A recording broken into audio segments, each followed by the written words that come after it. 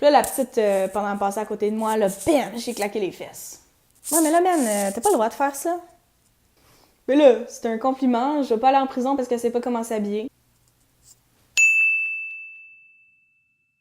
Depuis 1983, de nombreuses réformes ont eu lieu sur les lois concernant les agressions sexuelles et le harcèlement sexuel.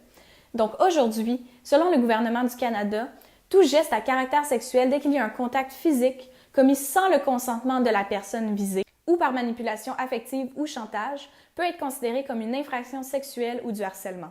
Dans le code criminel, les agressions sexuelles sont séparées en 3 catégories. Les agressions de niveau 1, qui comprennent 86 à 97% des cas rapportés. Les agressions de niveau 2, qui sont faites avec l'utilisation d'une arme ou d'une imitation d'arme, comprennent des menaces envers une personne autre que la victime, laissent des lésions corporelles qui nuisent à la santé mais ne sont pas permanentes ou des conséquences psychologiques graves. Et les agressions de niveau 3, dans lesquelles la victime va être blessée, défigurée, mutilée ou que sa vie va avoir été mise en danger. Dans tous les cas d'infraction sexuelle, le consentement ou plutôt l'absence de consentement est l'aspect central. L'infraction doit porter atteinte à l'intégrité sexuelle de la victime et ce, peu importe l'intention de l'accusé. C'est très difficile de sortir des statistiques qui sont représentatives de la réalité des personnes ayant vécu ou perpétré des agressions sexuelles, puisque seulement 10% des agressions vont être dénoncées et que de ce 10%, environ 1 sur 3 ira à la cour. Le harcèlement, quant à lui, est séparé en plusieurs catégories, soit le harcèlement de rue, le harcèlement de travail et le harcèlement criminel.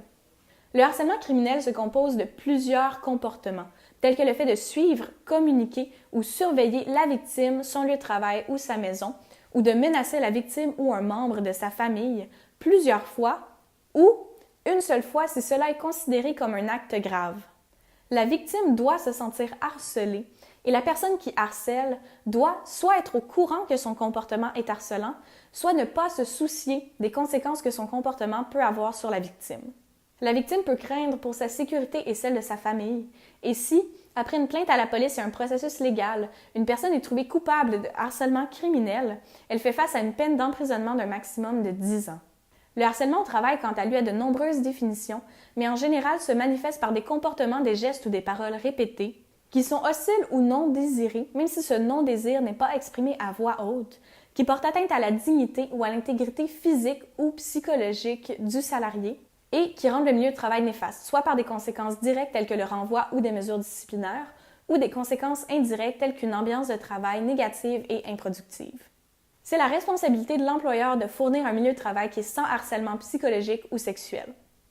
Le harcèlement de rue, quant à lui, n'est pas encadré par la loi. Il se compose de tous les comportements que les personnes peuvent subir sans leur consentement dans la rue ou dans un endroit public. Et bien qu'il n'y ait pas de statistiques sur le phénomène au Québec, le Centre d'éducation et d'action des femmes de Montréal a trouvé que 90% des répondantes non seulement jugent que le harcèlement de rue existe, mais qu'il est un problème.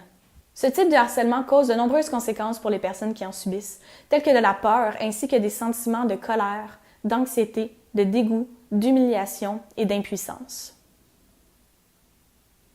Si jamais vous connaissez quelqu'un ou êtes quelqu'un qui avait des questions ou des inquiétudes ou qui avait déjà vécu une situation de harcèlement ou d'agression sexuelle, il y a plusieurs ressources qui sont mises à votre disponibilité au Québec pour répondre à vos besoins, dont quelques-unes sont présentes sous la vidéo.